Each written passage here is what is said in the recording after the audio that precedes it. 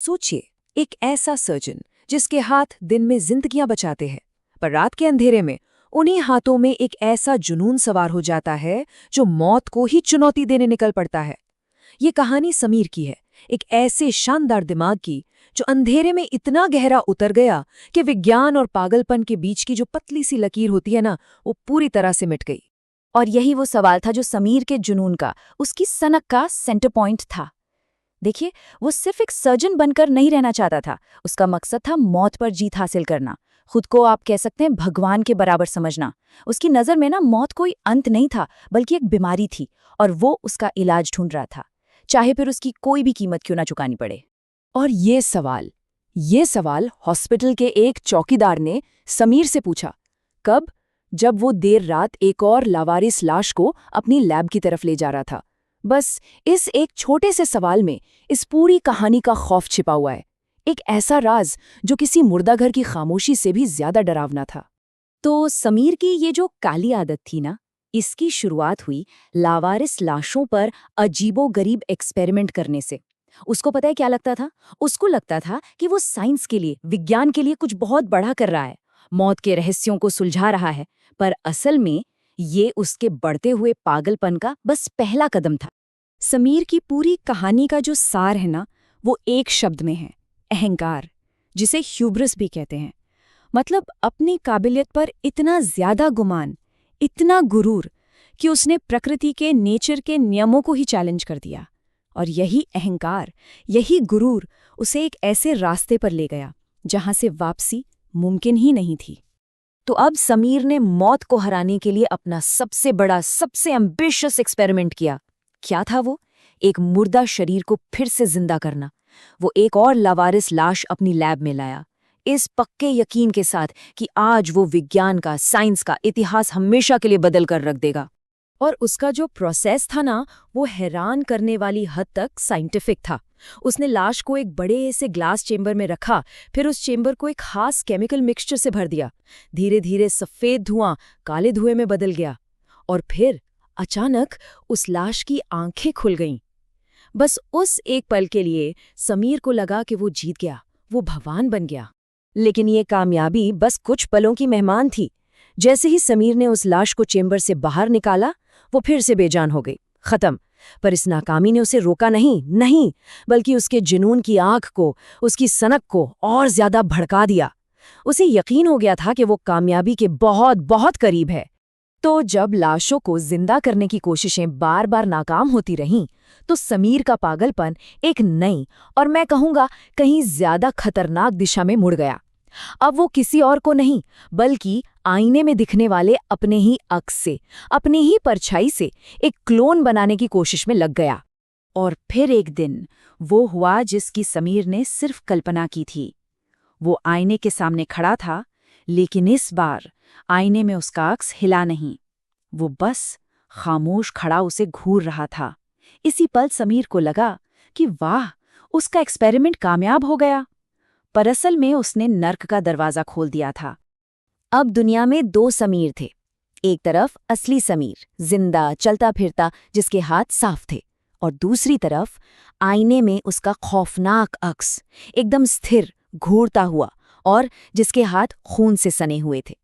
ये वो पल था जब समीर ने अपने ही बनाए हुए वजूद पर अपना कंट्रोल पूरी तरह से खो दिया। वो अक्स जिसे समीर ने बनाया था, अब वो सिर्फ एक परछाई नहीं था, नहीं, वो एक आजाद वजूद बन चुका था। एक ऐसी चीज जिसमें नफरत भी थी और ताकत भी। और उसने अपने बनाने वाले को, यानी समीर को ही मेंटली टॉर्चर करना शुरू कर दिया। शिकारी अब खुद शिकार बन चुका था।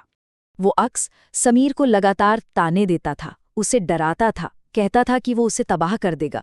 कभी वो आईने में अपना ही गला काटने का नाटक करता, तो कभी समीर के परिवार वालों की तस्वीरें जला देता। समीर जहां भी जाता, हर शीशे में, पानी की सतह पर, किसी फोन की स्क्रीन पर, हर जगह वो अक्स उसे घूरता हुआ मिलता और उसे उसके अकेलेपन का एहसास दिलाता। समीर की अब सारी हिम्मत, सारा आत्मविश्वास टूट चुका था।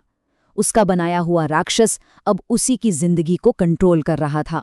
उसके मुंह से बस लाचारी भरे शब्द निकल रहे थे, क्योंकि अब उसे ये एहसास हो चुका था कि उसने जो बनाया है वो उसकी समझ और उसके काबू से बहुत बहुत दूर जा चुका है। इस खौफ को, इस टॉर्चर को खत्म करने के लिए समीर ने एक आखिरी डेस्परेट कदम उठाया। उसने भारी हथौड़ा लिया और अपनी पूरी ताकत से उस आईने पर वार कर दिया। उसे चकनाचूर कर दिया, टुकड़े टुकड़े कर दिया। एक पल के लिए उसे लगा कि चलो सब खत्म। उसने अपने दुश्मन को हमेशा के लिए मिटा दिया। लेकिन जैसे ही आईना टूटा, समीर ने महसूस किया कि उसके अपने शरीर से खून बह रहा है। उसके पेट पर ठीक वैसा ही जख्म था जैसा उसने आईने में अपने अक्स को दिया था।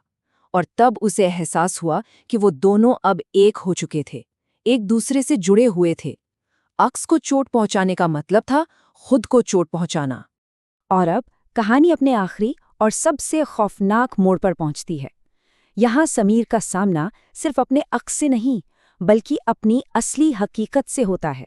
और उसका जो अंजाम है, वो उसकी सोच से भी कहीं ज्यादा भयानक होने वाला है। टूटे हुए आईने के टुकड़ों से वो आईने वाला समीर बाहर निकला, बिल्कुल असली, साफ सुथरे कपड़ों में। और उसने समीर से कहा, तुमने एक क्लोन नहीं बनाया, तुमने मुझे आज़ाद किया है। अब मैं तुम्हारी जगह लूंगा। मतलब असली दुनिया में अब वो समीर बनकर जिएगा, और असली समीर हमेशा हमेशा के लिए इस अंधेरे में कैद रहेगा। और फिर असली समीर का शरीर एक भयानक तरीके से बदलने लगा। उसकी स्किन कांच की तरह चमकदार और चांदी जैसी हो गई। उसकी उंगलियां लंबी होकर तेज नाखूनों में बदल गईं। चेहरा बिल्कुल सपाट हो गया, नाक, कान, होंठ सब गायब। और जब उसने चिल्लाने की कोशिश की तो उसके गले से आवाज नहीं, सिर्फ कांच के चटकने की आवाज निकली। वो धीरे धीरे एक जीता जागता आईना बन रहा था। और यही थी उसकी आखिरी और हमेशा की सजा।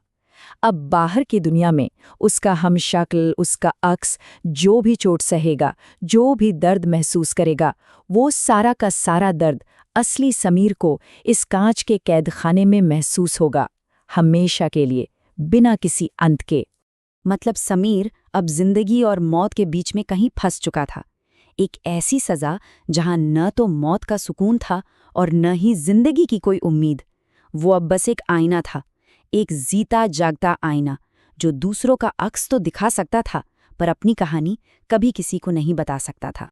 और शायद यही इस कहानी का सबसे खौफनाक सच है। देखिए, आईना आपको सच दिखा तो सकता है, लेकिन सच बता नहीं सकता।